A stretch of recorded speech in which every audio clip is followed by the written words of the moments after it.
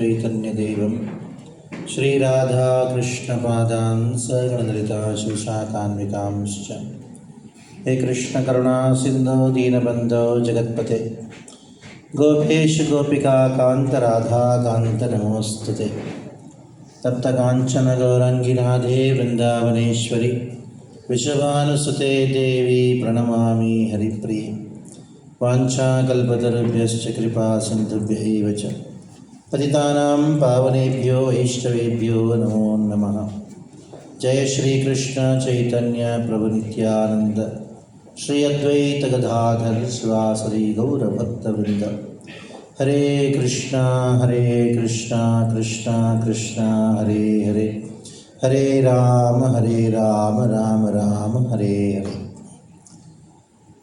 So for the past couple of days I have been addressing the 10th standard students of your institution. Now I am addressing the college students, and the topic which has been given to me is how the positive emotions in our life will impact our performance in examinations or any other academics or any other field. Now we should know, as humans or even any living entity has emotions. We are an emotional person. So when you say emotion, it is actually life. Life is full of emotions. It is said in our Vedic literatures that what makes us happy is actually emotions. Now, as much as if you have some money, you manage that money, isn't it?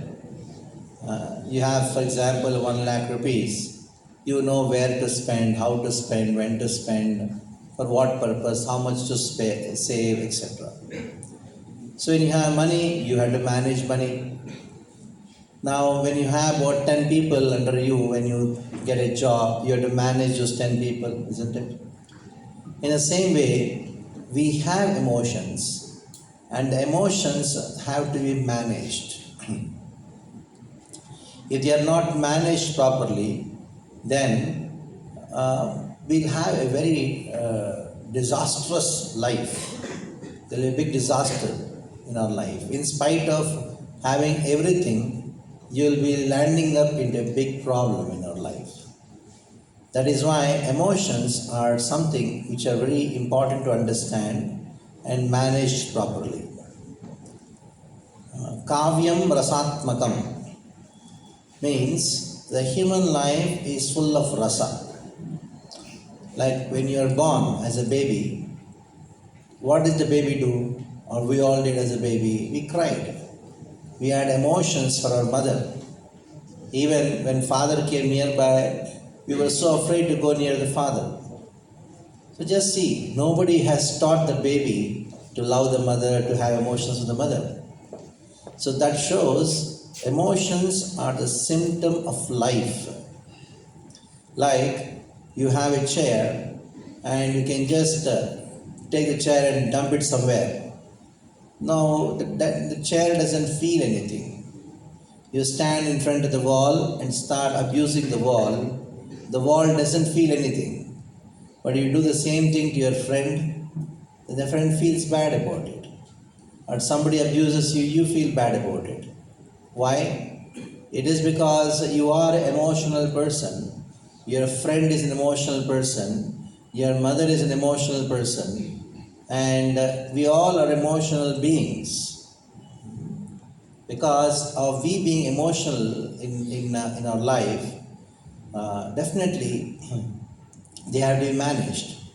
If they are mismanaged, then in spite of all your best of your abilities, the abilities don't come properly, and the whole society will be disrupted in spite of all the facilities available.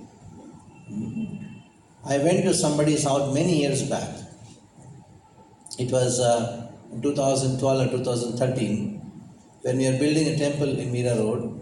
At that time, I was sent to somebody told me, go to one of the houses, he is going to give you some donation. So I went there. He was a very rich man, and first time I'm meeting him, and I was welcomed in the house, and I was made to sit for some time. And this person came out. Then I had a casual talk with him. In that casual talk, I asked, okay, who is she? And it was my wife. And he says, my son. Then I asked, okay, you are only one child? No, Swamiji, I got two children. And I told, okay, where is the second child? He just became very morose, as if that the second child had died, something like that. Okay, I did not talk much about it. We had done one further conversation. Then I talked about how these days, in spite of having all the facilities in life, you have a good house, you got a job, but still people are unhappy. Then he started crying. Just imagine. A person who has got a huge house, maybe the house may be worth more than 10 crores, and he has the best of the business going on. In spite of that, he started crying. I am just a stranger for him. Just man. First meeting, first time. I'm a sadhu. He was crying and crying. I thought, what mistake I did? I was really concerned. Then he told Swamiji, it is true what you are saying. Then he started talking about his daughter, who is just in 8th standard. Now he said that yesterday we were sitting at the dinner table, and then my daughter asked me that I should give 50,000 rupees to her. I just told her, why you want it? She told, I want to purchase a dress, a new dress which has come. Then he told, Beta, last week only I got you a dress worth 1,00,000 rupees, and then why you want it again? Just these words, just imagine, just these words upset her so much, and she went in the room and locked herself.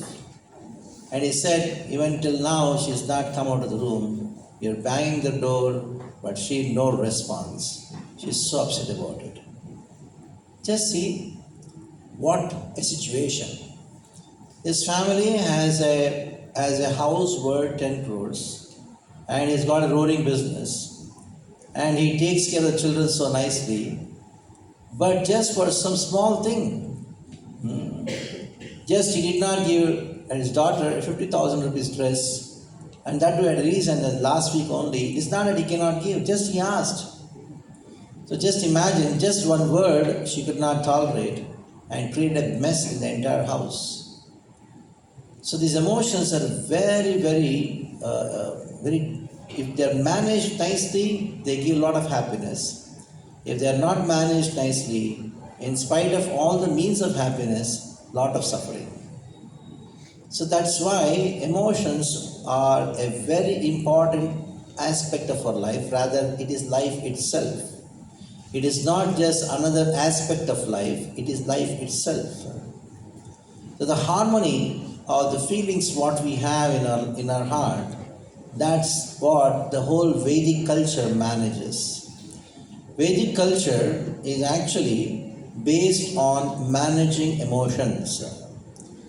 Because of the lack of Vedic culture or giving up Vedic culture and going more towards the Western culture, we are not able to manage emotions.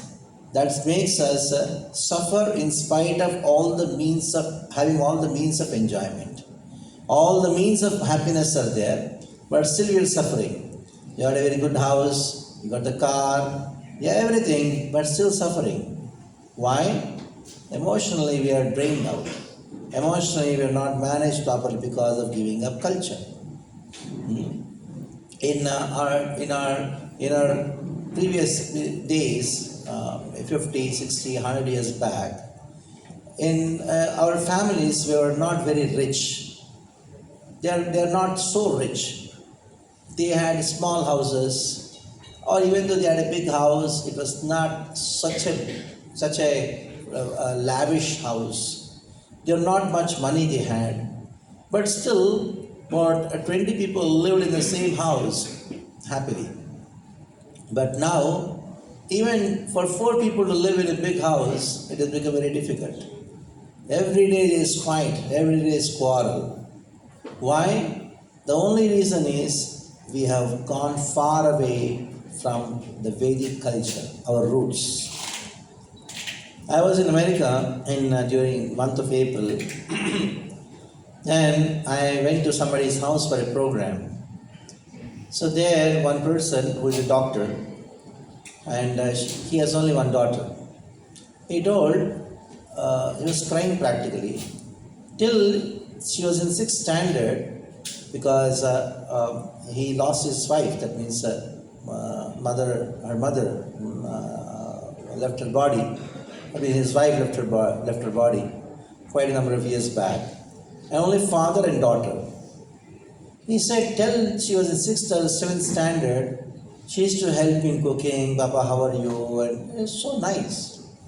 But the moment she came to 8th standard or so, got exposed to American culture, and then he says there is a direct transition in the way she behaves.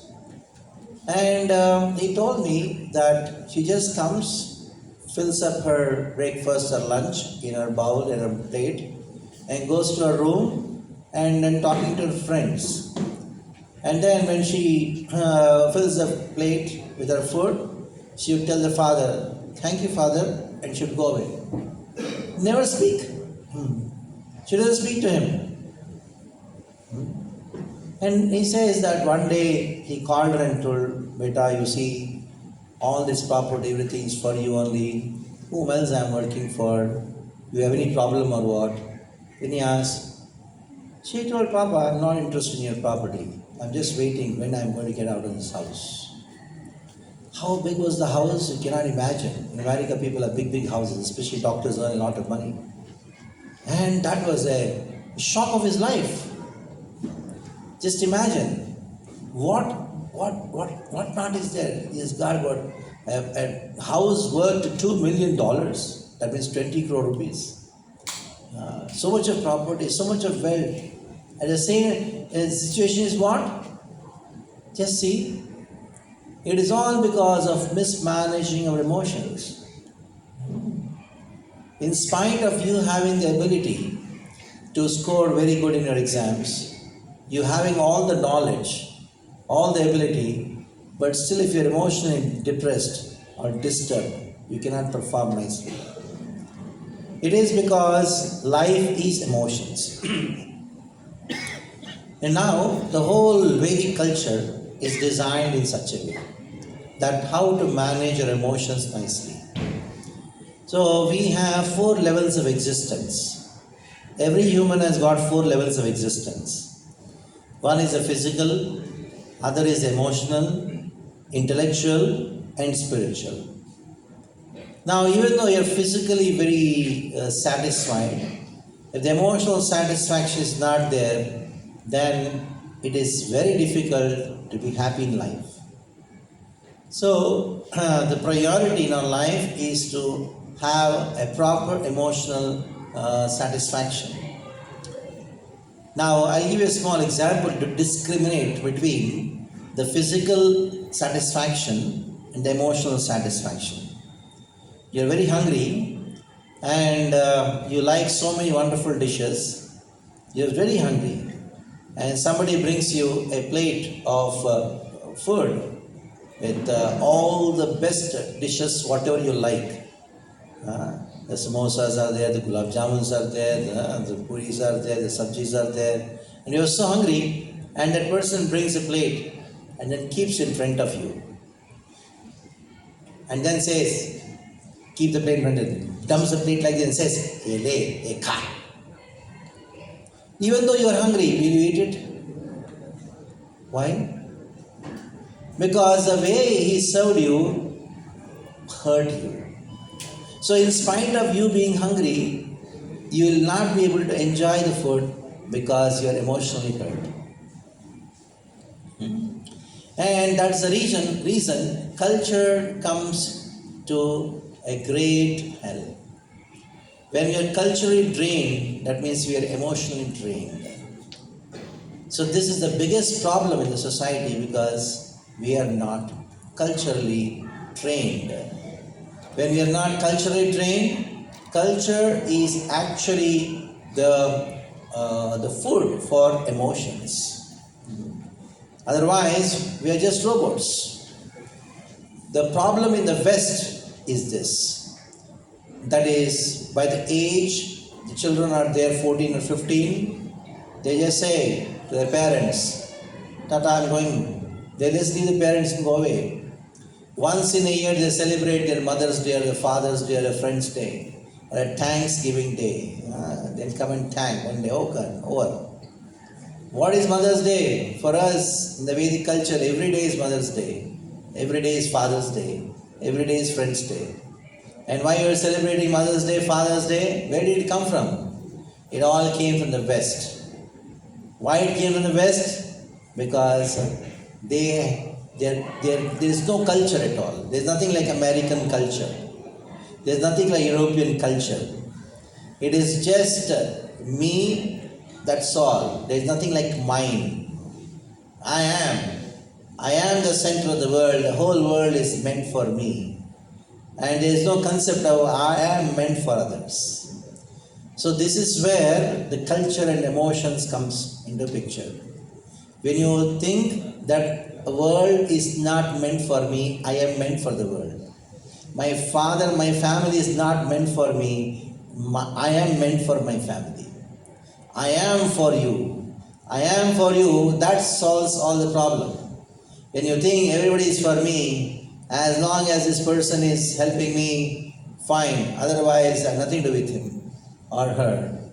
As long as my mother and father, they are giving some support to me, well and good. Otherwise, get lost. Who are you? So that is the basis of the Western culture. It's not a culture, but it's vulture actually. Now, this is where the sensitivity of human civilization matters. The whole of Vedic culture, where you are born in this land, that trains you, that you worship your parents. You have friendship, you learn to sacrifice so that you can have good friendship. And anybody who is junior to you, what do? You forgive. So one who learns these three aspects, number one, respect elders.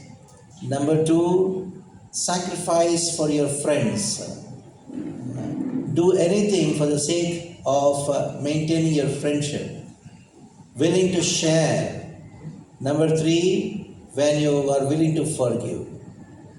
When these three aspects, you forgive those who are juniors to you, those who are in distress, those who have done some mistakes, and you like to share with people around you, you have many friends. And you have elders to you, even though they are bad, so-called bad, but still you respect. Even though they are not qualified, if you respect. If you just accept these three, then the Veda says that you will be always emotionally happy. If you don't respect elders, the whole the nature's arrangement is that you'll be emotionally disturbed. It is not that you have done something wrong or right. It is the nature of the world.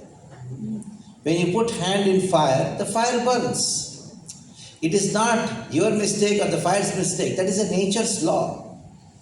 So the nature's law is like this. Anybody elder to you, if you respect, you will be happy. That is nature's law. It is not created by a human. This rule is not created by human. The sun rises in the east. That is nature's law. Nobody has created it. In the same way, in our relationships, there are certain things you are supposed to do. That is also nature's law. It is not that, it's enforced on me. It is not enforced. I put my hand in the fire, but the fire is burning me. Why are you doing this? That is nature's law. You cannot change certain things. The water, fluidity of water, it cannot be changed. When you pour water, it comes down, it flows down. That is a nature's law. So in the same way, it is also nature's law. The respect flows up, and friendship, sharing, it flows horizontal, and compassion and forgiveness, that flows downwards. That means those who are elders, respect should flow up, and those who are friends, sharing flows horizontal, and those who are yeah, take care.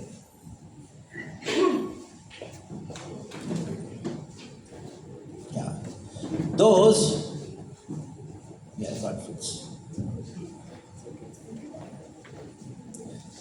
Yeah, take care. Hare Krishna, Hare Krishna, Krishna Krishna, Hare Hare, Hare Rama, Hare Rama. Okay, those who are junior to us, then by age or by any other way, so what you should do, you should forgive them, or you should be compassionate unto them. So in this way, if somebody accepts these three simple formula in life, then you are actually following the nature's law. And when you follow the nature's law, it is by default that you will be emotionally happy. So when you're emotionally happy, then naturally your performance will be better. Even though sometimes it so happens that you have failed in some examination or you did not perform well. Now, when you go at home and your mother says, your father says, don't worry beta, we are there and I'll take care of you. Next time you do better. That simple words from your parents, that will take care of your performance in the next examination. It's simple words. So words matter a lot to express our emotions. But unfortunately, the words what we use, the sentences what we use, it is full of slang language, all bad words, harsh words. Where did it all come from? It did not come from this land. It came from the West. It's not culture, it's vulture. So, on the name of culture, actually vulture came and attacked us, and it made us forget our glorious culture of respecting elders and sharing with friends and showing compassion to our juniors. So this is the only way for us to maintain emotional harmony. Emotional harmony is the key for us to become happy in spite of very difficult circumstances, very challenging circumstances. So that's the takeaway for today's class, that is the emotional harmony. That is a direct impact in our performance. Especially one thing is appreciation. Appreciation and criticism, these are two extreme things. We find that the moment you get a chance, you start criticizing the other person. So, there is a Newton's laws of motion, you know very well. Every action has got equal and opposite reaction.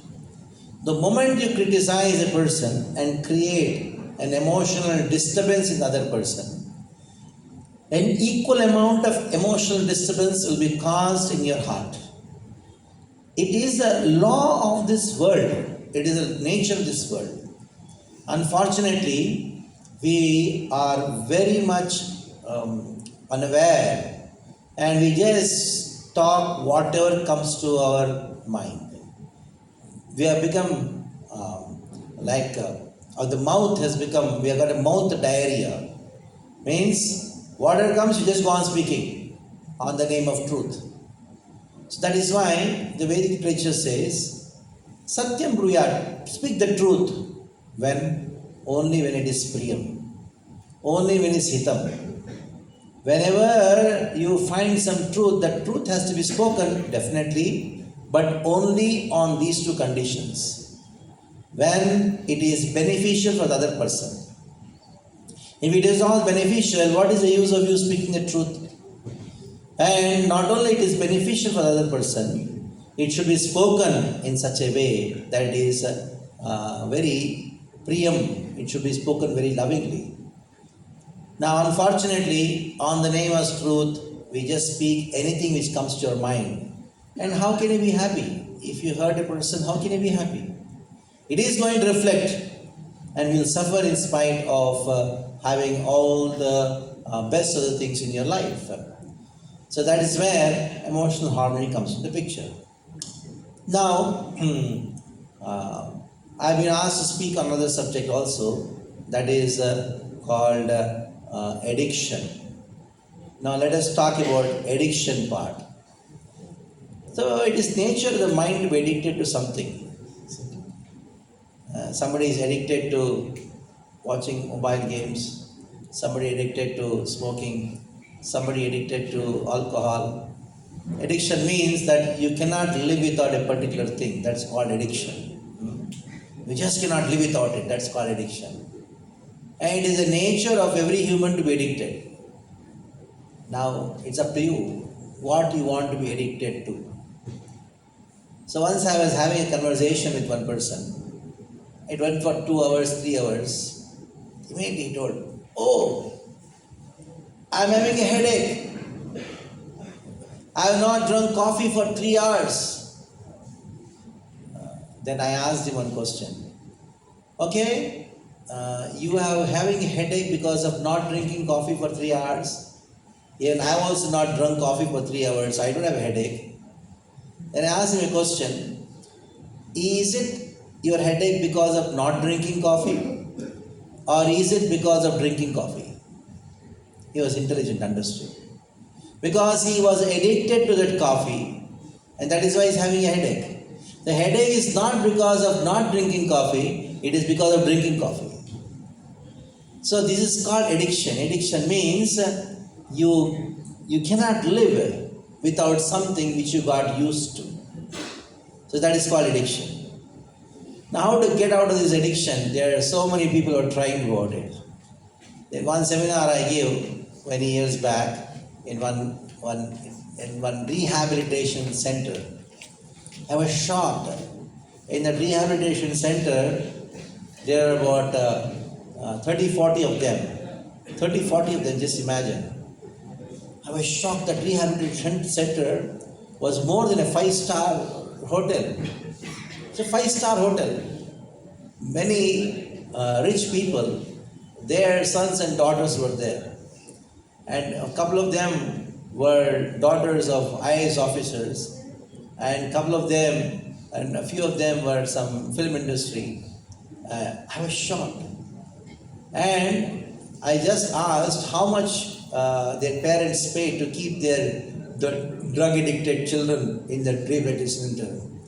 And they told they pay 10 lakh rupees a month for each child get addicted to. I was shocked. What is it? 10 lakh rupees a month? Yeah, we are given such a facility for them. And I was shocked to see the facility, the food, what they get. It's 5-star hotel will fail in front of that. That kind of facility. But you can see from their faces. They bang their head onto the wall, and some were actually, their hands were tied up with different kinds of ropes and things. Legs were tied up, and one person I saw, he was given a dress which he can only move in a particular way. Otherwise, they'll harm themselves. So, very strange kind of things were there. So, in that drug rehabilitation center, I was given an opportunity to speak about. Then I asked all of them, just make them sit, and I told them, how many of you are addicted? All of them raised their hands. I told, don't you think addiction is very natural for all of us? And people would start smiling. Yes, addiction is natural for all of us. And now I asked them one question. See, addiction is not a problem. First time in their life, after becoming addicted, they told, We are hearing, you are the first person who spoke, addiction is not a problem. Everybody is talking about de-addiction. You are the first person who is saying that addiction is not a problem. I told, addiction is not a problem, but what you are addicted to, that is the problem. If you are addicted to good things, then you will have a good life. If you are addicted to bad things, then you have a bad life. The problem is not addiction. The problem is what you are addicted to. If you are addicted to studying, then that's good. If you are addicted to keeping your body fit, it is good. If you are addicted to following the principles of life so that you can be emotionally happy, that is good. But if you are addicted to something which is harmful, that is bad. So addiction is not a problem. What you are addicted to, that is the problem. That decides. Like we in the Hare Krishna movement, we are addicted to chanting Hare Krishna Mahamantra. When somebody calls, we say Hare Krishna. If you have to call somebody, we say Hare Krishna. So we are addicted to Hare Krishna. So that's good. So getting addicted to something which is harmful, that is the problem. Now, we are not interested in talking about de-addiction. We are interested in talking about what you should be addicted to. So then I told, I am going to give you a simple mantra. You get addicted to that mantra, then I am telling you all your addiction to bad things will go away. So then they all told, how many of you are ready? Then they all told, yes, we are ready for it. Then I made them chant the Hare Krishna Mahamantra for half an hour.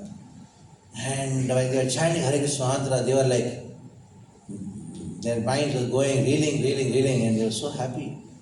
And after that half an hour, we stopped the Hare Krishna Mantra. And they were crying and told, go on. And they got addicted to this chanting. And I got a news after a few months that there are miracles which happened in their life. It has never been seen that those who are so strongly addicted to drugs. I was surprised that drugs which they are taking, they were not the drugs, LSD or something like that. 80% of them, they were addicted to cough syrup. First time I came to know cough syrup is a drug and it is all being sold in the medical shop. And one boy, he was taking 10 bottles of cough syrup a day and he got addicted to that and he just cannot live without it. First time I came to know that is also a drug. Cough syrup is also a drug. Yeah, it has got an alcohol and something like that. Anyway, not going deep into that. And the person who arranged the program, he told, after your program, where everybody were actually into addicted to so much of drugs, and they were released from the rehabilitation center because they got addicted to chanting the Hare Krishna Mahamantra. From that half an hour program, and the impact was so much, wherever they went, they were chanting Hare Krishna. Then I thought, this is what Srila Prabhupada did in America. Srila Prabhupada, the founder Acharya for this International Society for Krishna Consciousness ISKCON, when he went to America, he was sitting under one tree in New York, Thompson Square Park, 2nd Avenue. On May of 10th, I had the fortune of visiting that particular place. I was in America. I went to New York and sat under the tree where Srila Prabhupada in 1965, he sat under the tree and then started singing this Hare Krishna Mahamantra. He had a pair of kartals, manjira, and he was singing the Hare Krishna Mahamantra. And in that park, even till today, many drug addicts come, they just go on like this. They don't know what they are doing, where they are going. They are completely doped. So all these young American boys and girls who are just left their houses, they are sons and daughters of millionaires and billionaires. They just left their homes and they are lying on the street, just intoxicated, drugs. And they saw this old Swamiji doing some kirtan. They all came, they were interested in music, they are all hippies. And they all got into chanting the Hare Krishna Mahamantra. And what happened over a period of time? And these same old drug addicts, what happened? They all gave up their drug addiction because they got addicted to the chanting of the Hare Krishna Mahamantra, singing and dancing the Hare Krishna Mahamantra. So this is called transformation, because it is the nature of human mind to be addicted to something. Like I am addicted to speaking. I just cannot live without speaking. If I don't get a mic for a day, I go mad. Sometimes it so happens that if I don't get an opportunity to speak, then I imagine myself in a classroom, as students around, I go on speaking. So it so happened in a couple of days I was always traveling in a transit flight, and it was about 12 hours stay in Dubai because of the war. I got stuck up there. Then I was thinking there are many people sitting in front of me and I'm giving a class because I'm addicted to that. So don't try to give up addiction. Find out what you should be addicted to. If you are addicted to the positive things, then I'm telling you, your life will be successful. If you are addicted to negative things, your life, you'll be practically in a 5-star jail in spite of you being rich and everything. Suffer like anything. So the whole concept of de-addiction is actually proper addiction. When you are addicted to proper things, good things in life, your life will be successful. Nobody in this world can disturb you. No situation can disturb you because you're addicted. And the best thing to be addicted to is to always chant Hare Krishna. Chant Hare Krishna Mahamantra. To get addicted to Srimad Bhagavad Gita, the Bhagavatam. So Srila Prabhupada, when he went to America, this is what he did. He chanted the Hare Krishna Mahamantra, and these so-called drug addicts, they all got addicted to Hare Krishna Mahamantra. And now the same people who could not live without drugs, they don't even smoke. They don't even drink tea and coffee. Tea and coffee is also addiction. Why? They are so happy. Why? It is because they are addicted to Krishna consciousness. When you get addicted to Krishna consciousness, all the so-called bad things will be gone. I'll tell a small story which happened in Australia. When our Guruji, His Divine Grace A.C. Bhakti Vedanta Swami Srila Prabhupada, when he went to Australia, and many disciples were there, one minister, social welfare department minister, she came to Swamiji and then told Swamiji, what is the secret? What is the technique you have used? What is the technique you have used to convert all these drug addicts into Hare Krishnas? How did they give up all these drugs? Then our Swamiji told that we just give them proper good food. That is, we offer it to the Lord and we give them prasadam. Then we give them some process of meditation, of singing the Hare Krishna Mahamantra.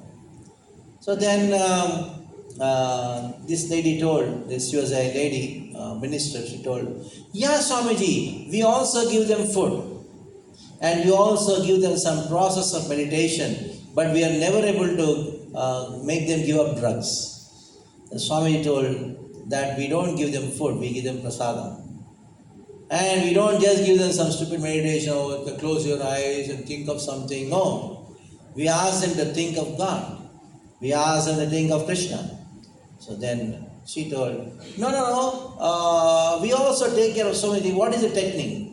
Then Srila Prabhupada told, the only technique is to chant Hare Krishna Mahamantra and then accept prasadam. So when you do that, automatically addiction will go away. There is no other solution for de-addiction. That is, only solution is to get addicted to spirituality. And in the age of Kali, spirituality means to chant Hare Krishna, Krishna Krishna, Hare Hare, Hare Rama, Rama Rama, Hare Hare. So when you chant the Hare Krishna Mahamantra, then what happens? You get addicted to it. When you get addicted to it, there is no way that you can get addicted to all these negative things. So generally I don't give a long talk to students because it is better to speak what you want rather than speaking what I want. So you may be having a lot of questions in your mind. So I'd like you to ask questions so that we can have a better understanding about the subject matter and some practicality. So A question, or you are also undergoing some problem and you want a solution, also you can ask Swamiji since he is here. I'm sure he'll be able to guide you.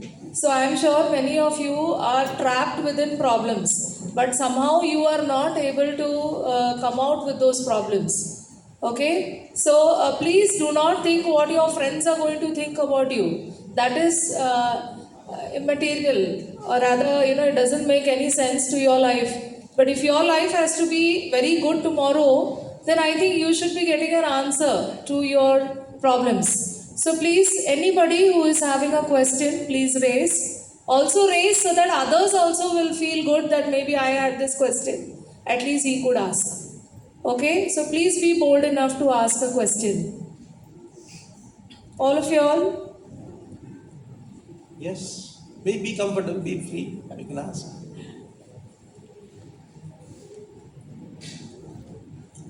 Yes, please. Yeah.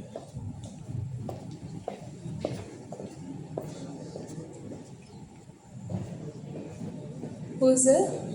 Yeah. Hello. Hello. Yes, Yeah, please.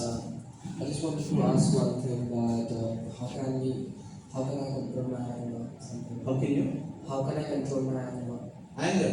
Very good question. Anger is an emotion, isn't it? Now, when you say, I am in control of my car, what does it mean? Yeah, give the mic one. When you say, I am in control of my car, what does it mean? Like if I say that I am in control of my car, that I have control over the accelerator, clutch, brake. Yes, that means is the car stopped or is moving? It depends. It's moving, isn't it? Yeah. Moving in a proper direction, in a proper speed. Exactly. Yeah. So control doesn't mean car is controlled means car is stopped. The same way, what is the meaning of control or anger? Does it mean there is no anger? No, I mean it's a human tendency to get anger, right? Human tendency to become angry. Yes, it's true. Yeah. It is car's tendency to move. Now, what does it mean by control? Like to regulate it and Ah. make sure that it comes out at the right time and in the Yes. right proportion, maybe. That's called control. So control over anger doesn't mean not to get angry. Got it? Yeah. Control over anger means what? It is directed in a proper direction and it is released in a controlled way. Yeah. Got it? So that is called control over anger. Many times we say control over anger means not to get angry. And people try to practice of not to become angry. Like there are some formulas they give. When you become angry, count from 10. It's strange. It's not going to work. So control over anger means you you get angry for the right purpose, and also you express your anger at a proper time, and that to express the anger in a proper way, isn't it? That's called anger. So where does the anger come from? Come from mind. So to control anger, you need to have control over the mind. So to have control over the mind, you require to do meditation. What is the meditation? As I given a very simple process, that is chant Hare Krishna, Krishna Krishna, Hare Hare, Hare Rama, Rama Rama, Hare Hare. You chant the Hare Krishna Mahamantra, then you have the ability to deliver that anger in a proper way, proper time, in a proper place. Like Arjuna, was he peacefully shooting arrows in a war? Anger should be there, isn't it? Yeah, like his mind was in the turmoil at that point of time. So by hearing the Bhagavad Gita, Arjuna's anger was delivered in a proportionate way, proper way. Isn't it? Huh? Now, what is the difference between a fight and a war? In a fight also is based on anger, isn't it? War is also based on anger, isn't it? But fight means what? Dog comes and fights with you without any control. It gets hurt, maybe get killed also. युद्ध में झगड़ा में अंतर है, isn't it? Both are coming from anger only. But war is good, whereas fight is not good. झगड़ा is not good. So a person who has controlled anger, he doesn't do झगड़ा. What does he do? He fight. He has a war. He strategizes things properly so that he can win. झगड़ा में हार जाओगे, युद्ध में जीतने का प्रयास. Got it? So you don't have to give up anger. You should be angry. My mother became angry on me. Anger of my mother onto me, is it good or bad? Depends on which proportion and what kind of mistake I made. Definitely. So generally, your mother, naturally all the mothers, their anger is for our good. Generally speaking, isn't it? Maybe one or two cases, but in general. Now, in the same way, anger is an energy which you have to use in a proper way. And when somebody becomes angry on you, you receive it also in a proper way, in a positive way. Especially when somebody becomes angry on you, उसको कुछ बोलने से फायदा नहीं है, समझेगा नहीं, अभी नहीं बोलूँगा, बाद में. Got it? When you become angry, then you think, okay, बाद में देख लूँगा. What is it? बाद में, अभी नहीं. Isn't it? Because he is not in a mental state to receive it. Yeah, not mental state. What is the use? You should have some use, isn't it? So all these thought processes come when your mind is strong and calm. Where will you get that strong mind? You get from meditation. And the best way of meditation in the age of Kali is chant Hare Krishna, Krishna Krishna, Hare Hare, Hare Rama, Rama Rama, Hare Hare. Okay? Thank you very much. Next question. In case anyone is not comfortable in English, they can ask in Hindi as well. Any more questions?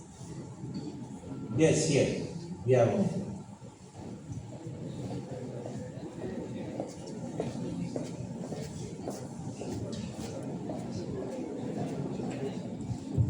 Hello, Hare Krishna Prabhuji. Hare Krishna. I have a question about emotional detachment. Not Yes. how to get emotionally detached, but for a person who is already emotionally detached, right? Yeah. And he is doing some action and he knows the consequences of his action. Yeah. So he knows something bad is about to happen, but like he has to do it because it's his dharma, right? So after facing that consequences, Yeah. he cries. Yes. So does that not make him a yogi? Like for example, in Mahabharata, after Shri Krishna explained the Bhagavad Gita to Arjun, he fought the war. But when Abhimanyu died, Arjun still cried. Yeah. So does that not make him a yogi? Good question. I think you came late. I started my class with this one point. Anybody remembers? Human means emotions. Even though a person may be a big yogi or a sannyasi, but still he has emotions. He just cannot give up. If you give up emotions, that means you are as good as a stone. That is why sometimes when somebody doesn't respond to emotions properly, what we say? तुम्हारा दिल पे पत्थर रखा है क्या? We say that, isn't it? That means you have become a stone. So just because you are not emotional, or just because you are yogi, that doesn't mean you don't have emotions. Rather, yogi is the one who has channelized his emotions or her emotions to a perfect way. So when Krishna told Arjuna to be a yogi, did he say give up all emotions? No. He said you direct your emotions based on the principles of dharma. So when Abhimanyu died, Arjuna cried. It is but natural. It is but natural. But that cry, if it is affecting his responsibility, that is unnatural.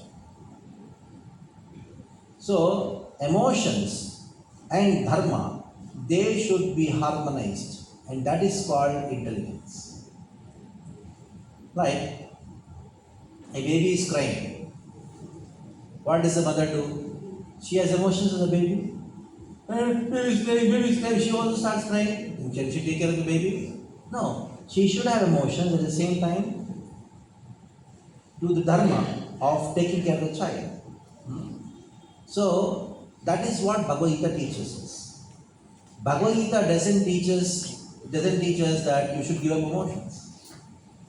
Rather, Bhagavad Gita teaches us to develop the highest emotion. That is what Krishna says in the Bhagavad Gita. He says, Man mana bhava mad bhakto, man mana bhava mad bhakta. Bhakti means emotion. He told Arjuna, and through Arjuna to all of us, you develop the highest emotion for me. And that is how you can execute the responsibilities nicely in this world. So these emotions have to be managed. They cannot be given up. It's impossible. Even the most, you heard about terrorists. They are willing to kill anybody and everyone. Even they have emotions. So recently you must have heard there was a terrorist who got caught up in Jammu Kashmir and the army killed him. The army was able to trace him because he had a girlfriend. So he's a terrorist. But still he has emotions, he has some love for some lady, isn't it? You cannot give up. That is a nature's law. Human means, consciousness means emotions. And they have to be managed and directed towards in proper way. That comes when you, what? When you study the Bhagavad Gita and chant Hare Krishna Maha. Okay, more questions.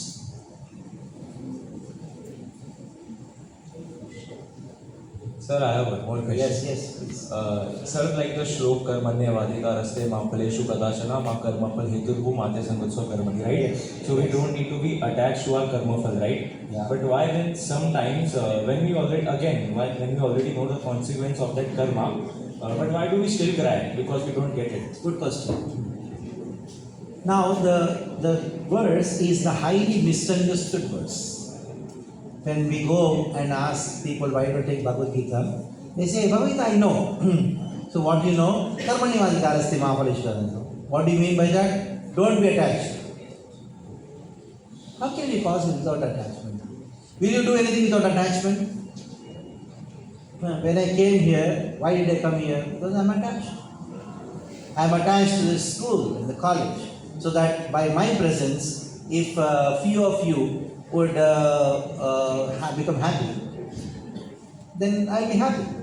So I'm attached to that. It is not that I'm detached. Even after studying Bhagavad Gita for so many years, don't expect I'll be detached because it is human to be attached. But now the question is, whom are you attached to? For what you are attached to? Now karmani eva adhikara. You have the adhikar to perform karma. What does it mean? You have to perform karma. You will only perform karma or activity when you are attached. Now, what is the subject you are studying here? IT. IT. Can you study if you are not attached to it? When one boy told me, oh, it's so boring. So that means you are not attached to studying. How can you study? So, those who score good marks, it is not because they are intelligent, it is because they are attached to that particular subject. Even in our school, sometimes we got very good marks in one subject, Other subject we not get good marks. The reason is not our intelligence. The reason is we are attached to one subject, you are not attached. So attachment is the driving force of action. Isn't it? So when Krishna says you are supposed to do action, it means he says you are supposed to be attached to your dharma. Karmanyevadhikaraste. Then he said, Ma phaleshu kadachana. It's very interesting.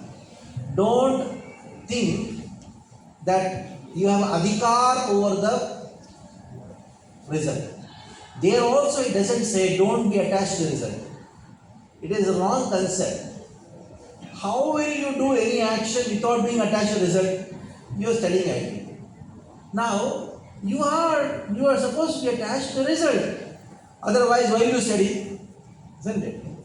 Now, here the test is, adhikara is not there. Karmanya adhikaraste. You have adhikar to do the karma, but not over the result. It means, you are attached to the work. You are attached to the result.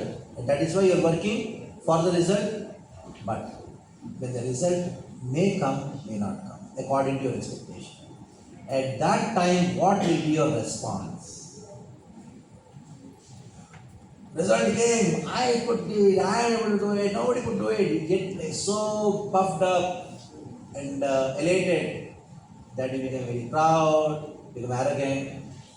Or when you don't get the proper result, become depressed, what is the use of my life, and become suicide. That should not happen. When the result comes, neither pride should come. When result doesn't come, depression should not come. That is what Krishna is telling there. He doesn't say don't be attached. If you are not attached, if I am not attached, Swami Jaya, आप सब लोग अच्छा बनो. जो करना है करो, मैंने बोल दिया. If I go back, what is this? No, I am attached. I want you to learn about life and be happy. Okay. For some of you, let's say, hey, Swami ji बोल के जाने जा रहे हैं. Okay. At that time, I should not be depressed. I'll go to some other college also. And if I am successful, it is because of me. You all became very happy. You got knowledge. I should not be proud also. So, in that karmanyevadhikara stivas, Krishna is telling when the results come, how you are going to react. Neither become aggressive because of success, neither become depressive because of. That is what the point is. Otherwise, it is human. It is very nature of human to be attached. Okay? Next. Thank you. Anybody else? Saulji, I want to ask you. These professors also can ask. How do they handle their distractions? Good question. Now you see it as distraction, isn't it? I see that they are attracted to something else. Distraction means attraction to something else. That is called distraction. You see it as distraction. Now, if you make something very attractive, then they will not be distracted. Now just see, 80% of them, they are not distracted. 80%. Why? Because they are getting something very attractive. So distraction is because of lack of attraction to a particular thing, and attraction to something else. So don't call it distraction. It is attraction to something else. Every mind, the human, it's nature of human mind to be attracted to something.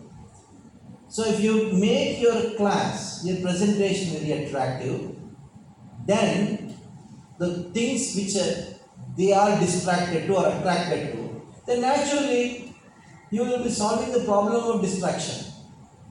Otherwise, if your presentation itself is very boring and not concerned, without any concern, then you are attracted to something else. Very natural. Yesterday I met one family, and they have some severe problem with their daughter, getting attracted to some boy who is not a very good person. So then the father and mother, they were really fused up. Then I told, you are blaming your daughter for she getting attracted to some boy who is a very notorious person. And I told her, what is the reason? She says, yeah, that mother went on blaming the daughter in front of her. Yes, the reason. I told that how much time you have given to your daughter, how much attractive your family is for your daughter. दोनों काम करते हैं, then she started telling them. So natural. If you don't give time, she'll find somebody else who gives time. Or it may be anybody. So the problem is this. The problem of distraction is lack of attraction to proper thing. When there is attraction for a proper thing, then there will be no distraction for attraction for improper things. Like in our temple, we make the programs very attractive, so that they will be attractive. So attraction towards positive things will be stronger, attraction to the negative things will be lesser, and there will be no distraction. Okay? Yes. No, he has to go. Yeah. Manifesting something. Manifesting something. Manifesting something. Yeah. Manifest. See, manifestation means is not creation. Whatever you have that comes out in a proper way, that is called manifestation. Like this building, how did it manifest? This whole building. It manifested because of the vision of one person. So for manifestation of something, first your vision should be very clear. Vision. Srila Prabhupada manifested in ISKCON because he had a vision. So if you have a very clear vision for your life will manifest nicely. If you have a very clear vision of, for example, there is a celebration in your college, and you have been made in charge of celebration or some festivity or some activity. What is the first thing required? You should speak. You should dream. You should have vision. This is how it should be. And then you start working for it. Simple. Without a proper vision, nothing can manifest properly. Because it is a vision which drives a person. So everybody should have vision of yourself. What you want to be after 5 years, after 10 years. And there will be no distractions for that. What are you doing? I'm doing IT. Why? What is this? Just because your dost is also doing, you also doing? You are bedki chal. You know, when the sheep they go, you put one bamboo about 2 feet high. The sheep they jump, and you remove it. And the other sheep also they go on jumping. Why are you jumping? He also jumped. And you say you are completely confused. So first you have a vision for yourself. Just because somebody else is doing IT, I'll also do IT or what? Just because somebody also wanted to become a doctor, I'll also become a doctor. No, you have a vision for yourself. And that is the reason many of you are frustrated. Because nothing is manifesting because you have no vision. So you should think, now today I am sitting in this college.